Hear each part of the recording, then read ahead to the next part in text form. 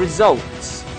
I can reveal now, Bill O'Regan, the acting CEO of Modern Properties, you achieved a grand total of 165.032 metres.